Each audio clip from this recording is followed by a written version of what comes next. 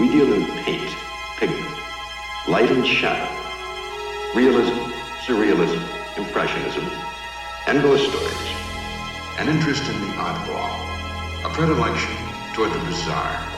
And this place is nothing if it isn't bizarre. There's no admission, no requirement of membership, only a strong and abiding belief in the dark at the top of the stairs, or things that go bump in the night. The name of this place, should you have come in here accidentally out of the rain, is the Night Gallery. Welcome back, art lovers, to Midnight Viewing, the Night Gallery podcast. I'm Father Malone, and with me here in the gallery are Bollywood Cinema Club's Chris Dashew.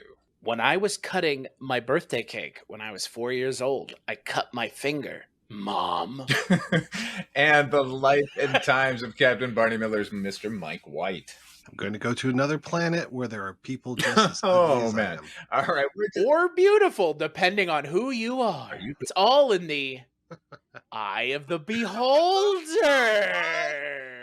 We are discussing Season 2, Episode 14. This aired on December the 29th, 1971. Happy New Year, everybody. This one is broken into 3 segments. Those are The Different Ones, Tell David, ... and Lagoda's Heads. Item number 1 over there. It could be a gentleman sitting in an electric chair, but it isn't. What it depicts is, in a sense, a method of execution that we humans reserve for other humans who happen to be dissimilar to us. You're about to look under that hood and meet firsthand one of the different ones. Tonight's first excursion into the realm of the unusual. The Different Ones was written by Rod Serling and directed by John Meredith Lucas. It stars Dana Andrews, who, from what I hear, said prunes gave him the runes. Also stars God damn you. Monica Lewis and John Corcus. This is the tale of a father's decision on whether or not to shoot his deformed son into space. What'd you think, Mike? I was waiting when you said his decision to shoot his deformed son in his face. Did I see the twist coming a mile away? Yeah. Was it satisfying, though? Yeah, it still was. Were the makeup effects okay? Yeah. I mean, that kid looked horrific. I don't know what was going on with him. He looked like Bat Boy or something. Right on, yeah. Good call. Bat Boy, I don't know if you guys but know, but according to Weekly World News, Bat Boy has joined up. So. Oh, okay. Joined the army? Mean, hey, got to put those wings to good use somehow. Did Bat Boy have wings? I just thought he had the teeth. Can you imagine the damage? I just assumed he had small wings on his back. Fair enough. Oh, okay. Yeah, I enjoyed this one. I thought it moved along pretty quickly. It didn't keep us waiting around for a while. I did like how this was in the future. I think I saw someplace that this was turn of the century, but then I didn't realize which century. So I was kind of happy with all the telescreens and all these modern gadgets that they have. I like that. Like, I don't know about you guys, but I don't use the phone. And this is the only time that I actually communicate with people where I actually see their faces. It's pretty rare. So it's not the everyday thing that they predicted and possibly promised that we would have in the year 2000. What about you, Chris? It's a blackout sketch that's 10 minutes long. I mean, isn't it? 22 minutes long. Oh, sorry. I was off by half. Yeah, I mean, it's a blackout sketch. It's Eye of the Beholder. It's fun. I think it's fine. Dana Andrews plays a bad father. Like, I don't know how else to put it, but, well, my son is ugly. I must send him to the moon. Like, all right. Better than you sure. Him. Like, I guess so. I thought they were going to keep that hood on a lot longer. A lot longer, right? I don't. Oh my god, the makeup effects are just grotesque. Grotesque. You know what he looks like? What were those things? The underwater things that were like the Flintstones, and they were like the underwater Jetsons. You know what I'm talking about? He looks like one of those. I know who you're talking about. They had a weird thing snorts? on top of their head. He has this. Yeah, he looks like he has like weird like protrusions that come out of the top of his head. It's gross. It's weird. Don't be mean to someone who looks different. Come on, like what? Bubble guppies? Bubble guppies? Okay. It's fine. What did you think, Father Malone? I was wondering why, as malformed as he is, he chose to wear the bag over his head while at home. That was an interesting move. Right. Also, He's so malformed. He's just too malformed to live on his own. what's funny is the decision for Dana Andrews to finally seek help comes because of taunting children outside chanting, "Nya, nya," kind of, "you're ugly." And he gives this speech about how I chase them away, but they come back. And I worry about what happens when I'm not home. How about you soundproof the fucking house? Or you don't even need to expend any money here. Go talk to those children's parents and say your children are monsters. And then that might go away. The makeup, Send my child to the moon is the appropriate response to my child being bullied, is to send them far away where they've never been. that's right. I heard that's the best thing you can do as a parent is shun your child. It reminds me of that film Trick or Treat, where a group of parents decide that they no longer want to deal with their handicapped children, so they put them in a bus and have it driven off of a cliff.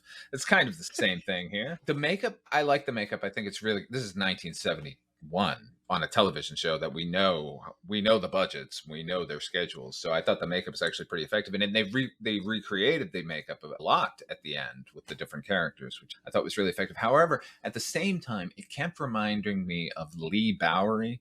You fellows remember Lee Bowery? It's Boy George's mentors, and used to do this makeup. Lee Bowery was bald and would do a black splotch on the top of his head, and then the different pools of black going down his face. That was his makeup thing. And that's all I could think. They turned it into a play a few years ago called Taboo. By a few, I mean like a decade or two ago. Anyway, I agree with you, Mike. I thought the production design on this one was pretty great because we're in the future, but they're just slight variations. Like he has the televisual communication device is a chair that seems very lived in, and there's a screen and it all seemed very ergonomic. And I like that a lot. Also, apparently you can just call the government and talk about you call the deformed children's branch? It's the urban issues. I have urban problems. Chevy Chase has urban problems, like his deformed son. I guess, yeah, only people in the cities have. But here's the question that I have. His kid's not deformed. No, he's a mutant. Right? Yeah, this is no, that's still not the case, because a planet of these people exist where they all look like that. We don't know that. This is a recent communication. Did he just happen? Yeah, did he just happen to come out looking exactly like an alien? Or was Dana Andrews' wife getting bonked by E.T.? That's the question. See, that's a good point, because there's a human coming back. Was this some sort of exchange program we were unaware of? Right. They impregnated one of ours and we impregnated one of theirs? That's could have been, but they don't really give us time to breathe on it. They make us seem like it's, like Eye of the Beholder, And honestly, what the makeup reminds me of, I kept thinking, so I had to pull it up and see. Proto-Odo.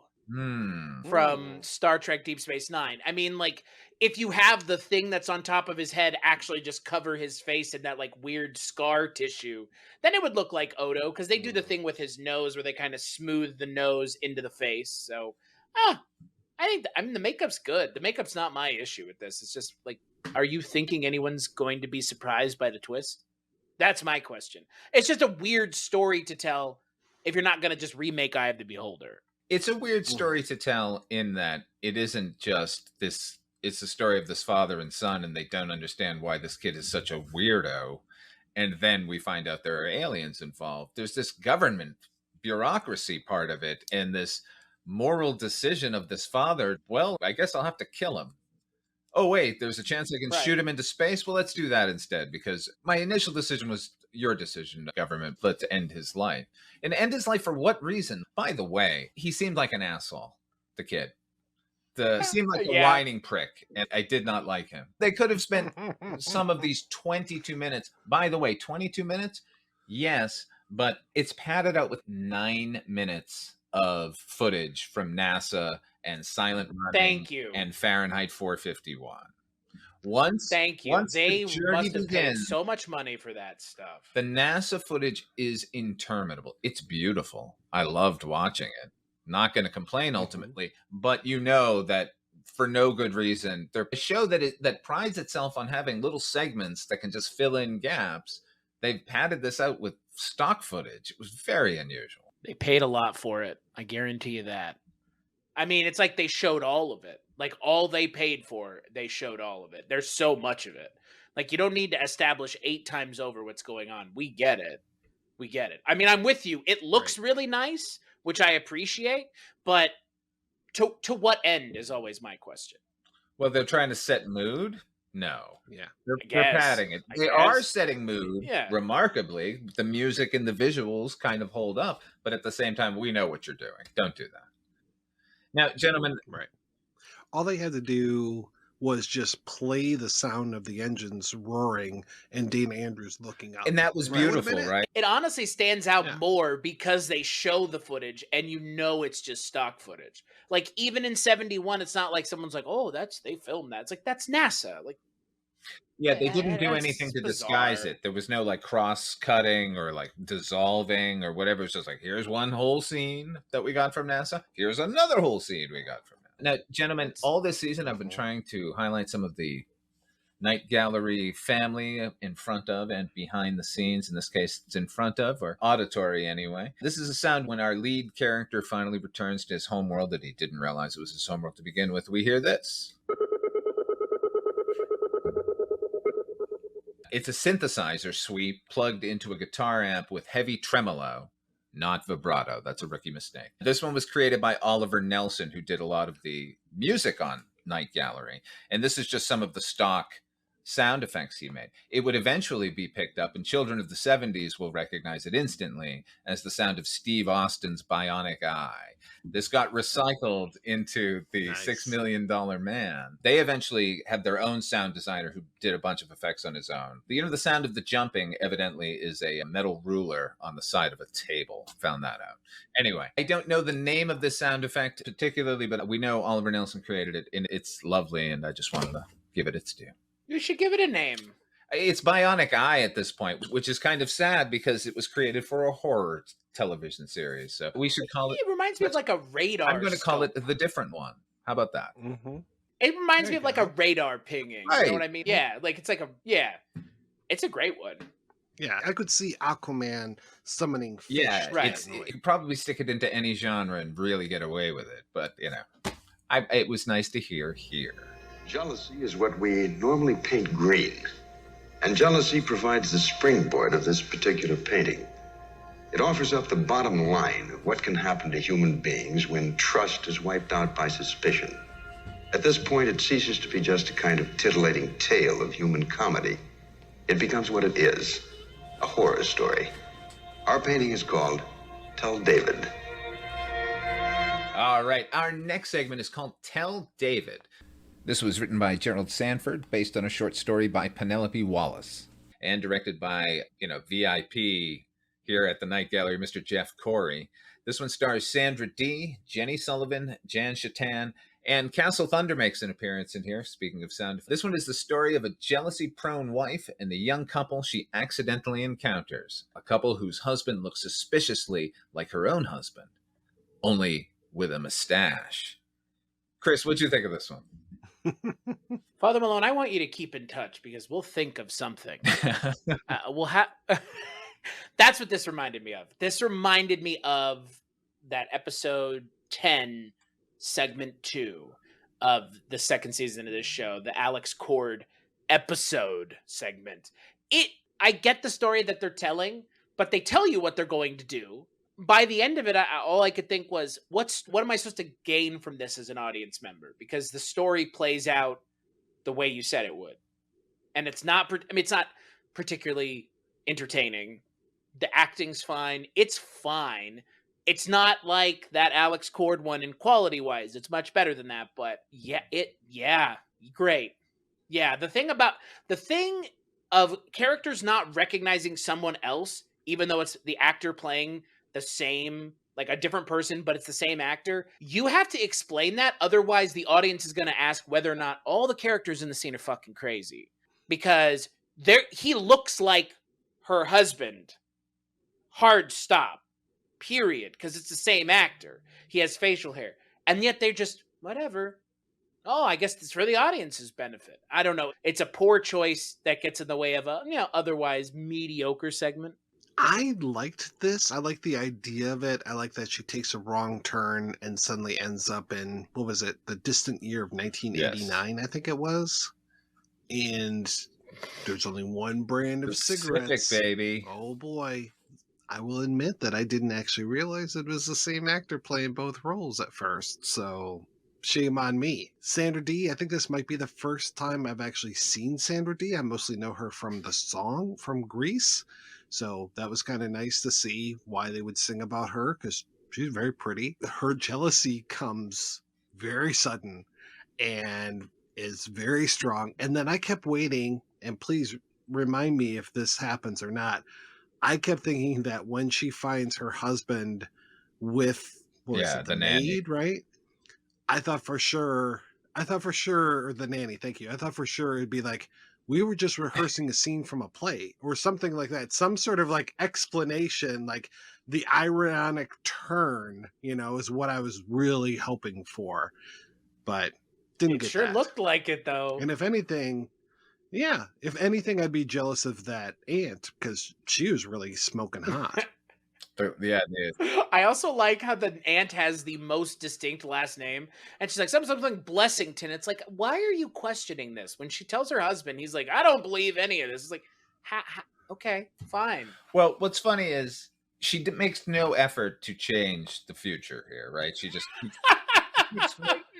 goes and she gets that gun immediately. Right. She's like, she doesn't miss a step. So she keeps getting confirmations of the fact that she has interacted with her son. But yeah, as I said, does nothing at all to act on that at all. And this one confounded me, honestly, because I was enjoying it until she gets home and we see the husband. And then if this is the son has a picture of the mother, then he would recognize her. And her first words out of her mouth should have been, "Oh my God, you look exactly like my husband." That's my point. Spouses know how well one another look, like anything else. I'm startled if I meet another human being who resembles one of my partners in any way. You know what I mean?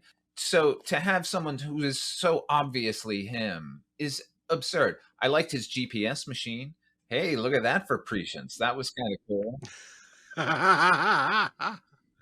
That was awesome. I mean, that's kind of what they looked like when they first started coming out. I like her aversion to the music. I like her aversion to the music. What is this? What is this racket? What is this? It's called electronic music. I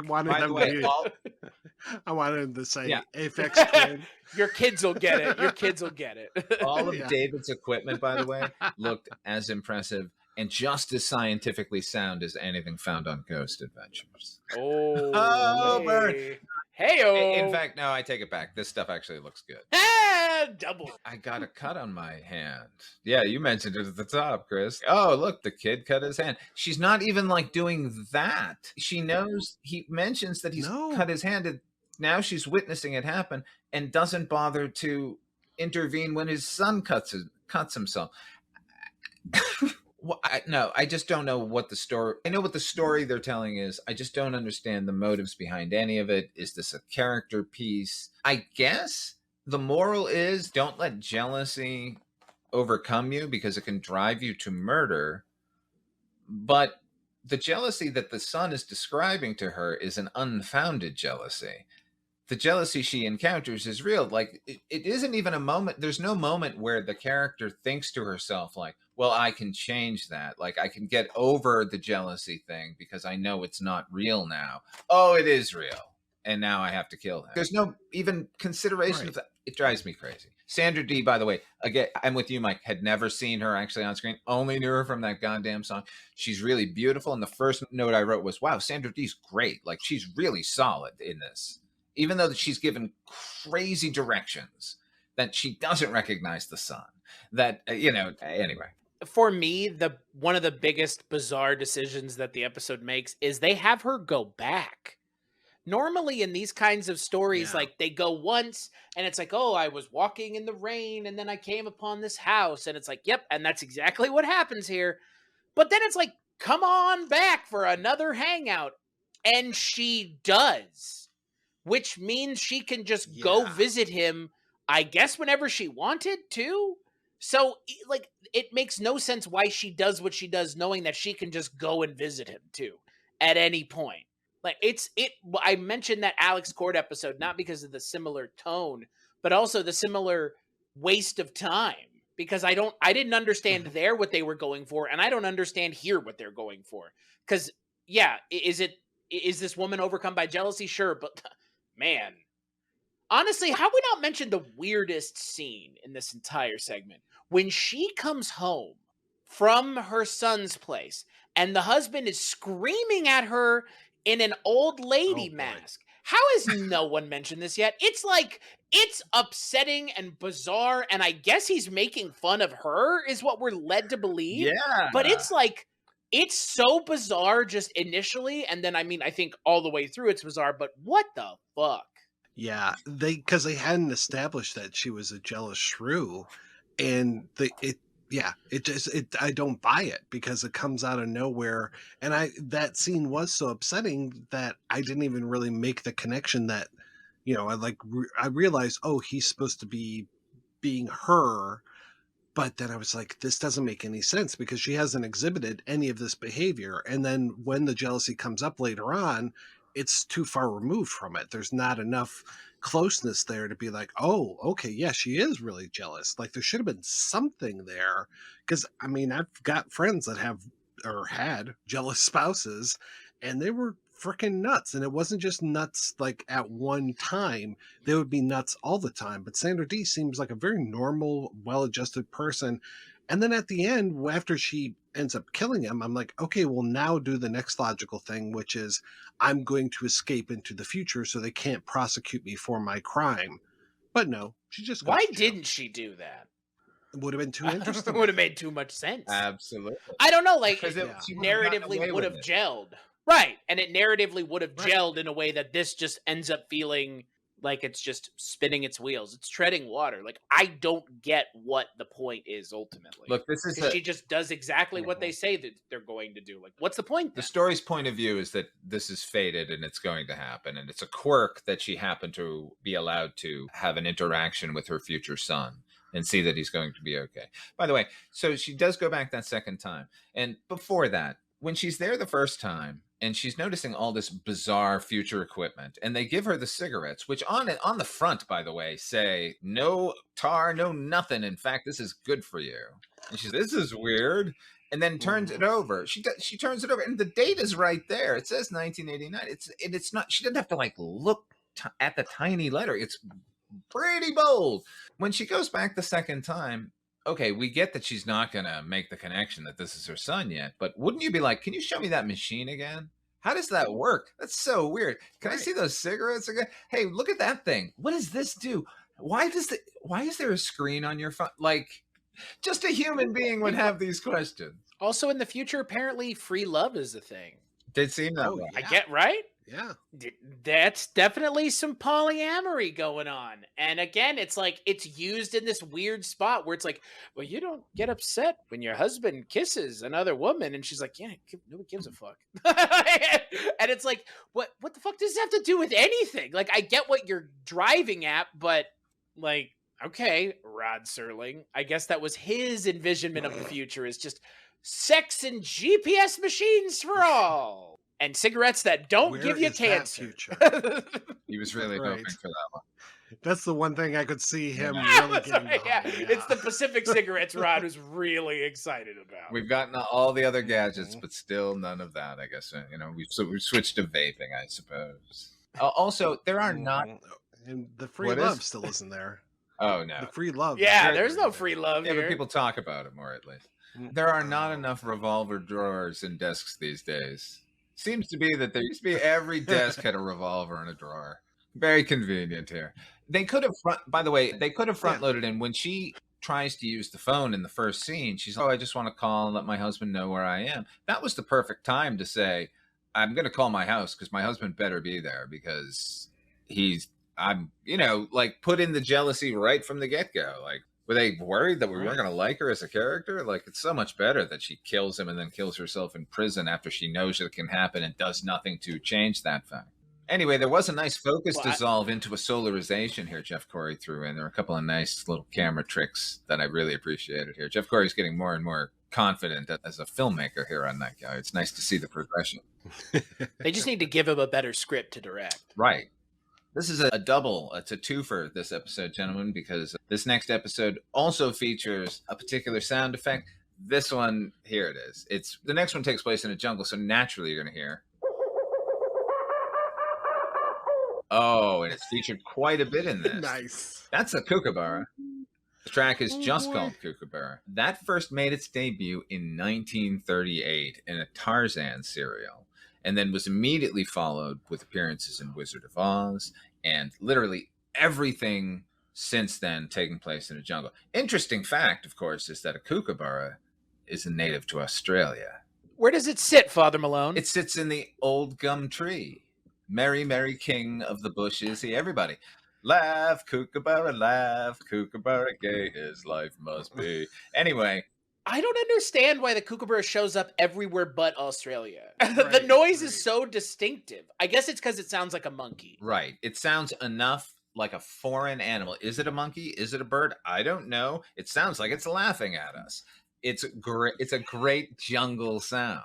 That's the best superhero that has it. Is it a monkey? Is it a bird? It's Monkey Bird Man. That's the thing. Like, I guarantee you play that for 10 people and half of the people might think it's a monkey. Oh, yeah. Right? I think I did for many years, honestly. Yeah, but hey, we're in the jungle. Item number 3 in the night gallery. You probably recognize this quaint figurine. The dead eyes, the sewn lips, the kind of thing that usually infests nightmares. And that happens to be precisely what it is. A nightmare of the first order. Its title, Lagoda's Heads.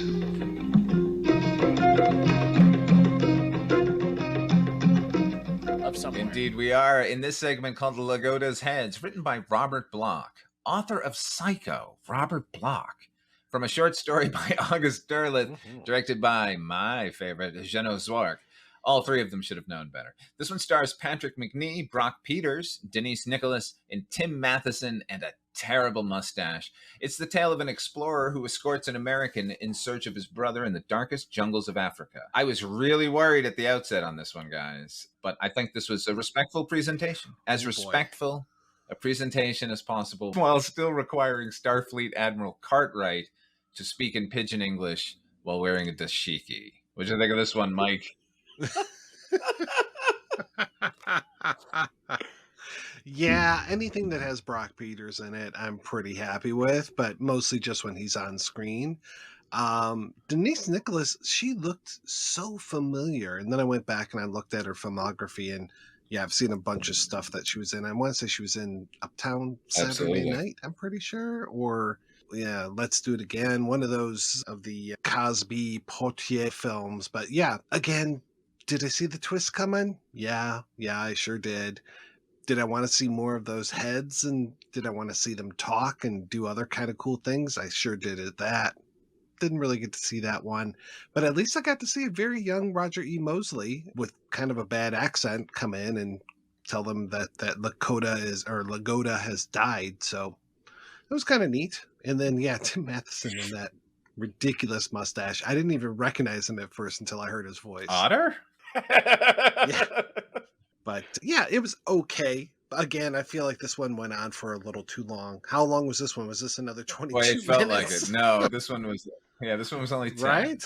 This has been an episode with mediocrity. It's fine. I mean, again, like Mike said, the twist can be seen from orbit, for fuck's sake. Like, let me put it this way. For an episode segment called Lagoda's Heads, there is not enough head here. Enough of the heads doing stuff. The heads of Lagoda's heads are not present enough to call it Lagoda's Heads. And the question then becomes, how did the heads kill him? They summoned forces, or they chewed him up themselves. I don't know. Maybe they came off the wall. That And, the Mhm. second oh yeah, answer is the better that's answer. the one you want. The Yeah. Elfman It version. came off the log. Exactly. The They Tim Burtonization of Shoot him. his head Yeah. off. What about you, Father Malone? What'd you think? I think having a shrunken head nook is important when you're buying a new home. Does it come with or without the stick? Is the stick included? I would assume so. Otherwise, it's just a Okay. nook. I like that they arrive. It's always great to see Patrick McNee, by the way, John Steed. Mm. But they go into the hut to talk to Lagoda, and Lagoda clearly speaks English. But for some reason, Tim Matheson keeps talking to Patrick McNee as if he's a translator. Ask him about my brother. Like, I think he heard you just then. He'll probably answer you if he so chooses. Also, late in the episode, Tim Matheson exclaims at one point, and while most people would have said, my God, he says, "Mother of Satan." I had to rewind it. That'd be a good sound Absolutely. clip to use, I think. By the way, is Dumbala just the word? I kept waiting for Chunky to come running out because they said Dumbala while they were, talking to the heads. I don't know. Not enough. There weren't enough of the heads. I was intrigued by the heads. I was hoping one of the heads would come to life. Just one of them. At least one. Well, I said it's Yeah, called I was Lagoda's hoping head. it was his brother's Yeah, it's called head. Lagoda's fucking head. Instead, It's they like, just got- show the thing. Lagoda's head's wind machine is what we Yeah. get. Just like they all just sort of vibrate a little and hear some sounds. And Somebody's just shaking it off screen. Just, oh, they're moving. the actor you mentioned, Mike, earlier, who comes in to tell them that Lagoda is dead, and you're saying he's doing a really weird accent. Like, all I could think was like, you could just see him bristling against this bullshit native dialogue that they, all three of our principal leads, have been saddled with, just rankling at it. Like, can I just speak in a full sentence? Like, Yeah. by the way, what year was this? Was this supposed to be the turn of was the century? Because it could have been really any time. It might have been 1971 for all we knew. Yeah, I want to say around this time, Roger E. Mosley was doing The Mac, where he was a African nationalist. So much different character and something I think he. Yeah, he much just seemed more like into. uninterested in. He just wanted. I'm saying the words. Here are the words. Right? This is what you Yeah. wanted, and good for him. Yeah. Now, where's my perfect. check? I hope everyone got paid because you're right, Chris.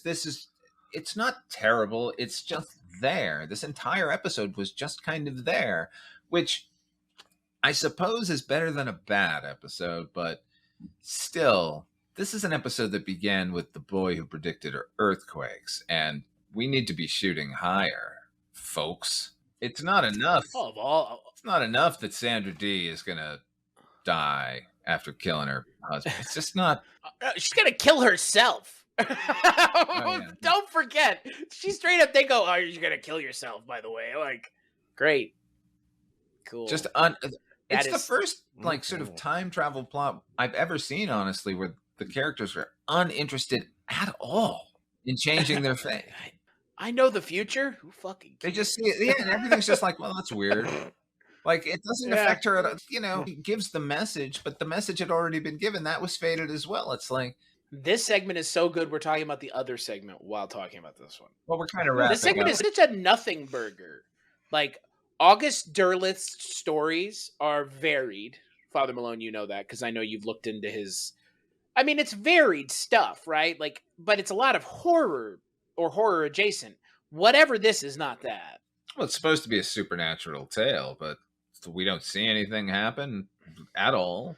We don't even get to see. For all we know, Denise Nicholas just killed him, and just put his head there anyways. Right. Like, who knows? Oh yeah, the head's killed him, or I just did it, and who gives a shit? Like, It would have been good had she said, well, no, it was me. I killed your brother. He didn't have anything to do with it. There's nothing you can do about it because I got these heads now, baby. Right. That would have been great. Yeah. Instead, it was like, no, I know he killed him. Why did he kill him? Our central We don't premise. get any of that information. So get those heads talking. Come on. They got mouths. Unstitch it. meh. Meh. It's fine. This episode is better than some of them this season, which is not saying much, but it's saying more than you would think. It's saying enough. Yeah, I agree. It is. You use the word nothing burger. I don't tend to use that too often, but I would say this is all that and no bag of chips. Well, we're going to play a preview of the next episode, and we'll be right back to wrap things up. For the horticulturist amongst you, here's a dandy. A lady who plants things and then steps back and watches them grow. Roses, rhododendron, tulips, and things never before to be found coming out of the ground, just put in. The subject of this painting has green fingers. Funeral home art, you might call it. Example, this item here. The somber silence of shrouds, the gray, unhappy light of a sunless dawn, and a horse-drawn casket, very much in keeping with the motif of this place. The title of the painting, Funeral.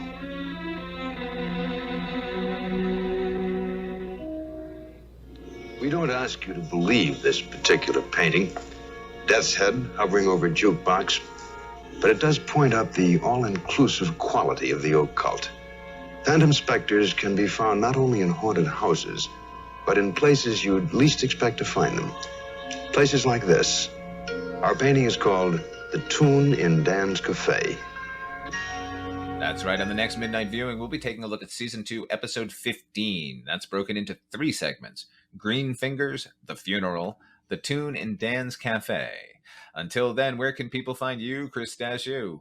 WeirdingWayMedia.com is where you can find all the things that I work on, which are varied in their variety. How about you, Mike? In the immortal words of Patrick Swayze, ditto.